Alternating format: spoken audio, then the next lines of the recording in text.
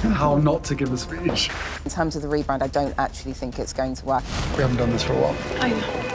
Prince Harry is at it again, railing on the royal family. He's also uncensored, dropping jokes and expletives in his new Netflix docuseries.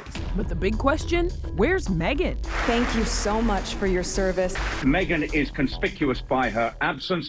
The Duchess of Sussex appears in less than 5 minutes of the 4.5-hour running time for Heart of Invictus. And while her absence might fuel rumors of relationship troubles, it's important to point out the Invictus Games for wounded veterans have always been Harry's passion. It looks like it literally is just very much him, and I think that works for their brands.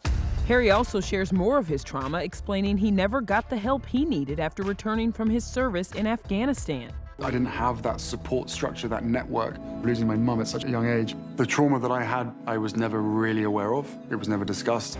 Harry also brought up his 4-year-old son. When I talk to my son, Archie, about what he wants to be when he grows up, some days it's an astronaut, other days it's a pilot. But what I remind him is that no matter what you want to be when you grow up, it's your character that matters most. And look at this. Prince Harry made a surprise appearance Monday night at a USO screening for Heart of Invictus in San Diego. You guys get to watch it tonight, or at least 2 episodes.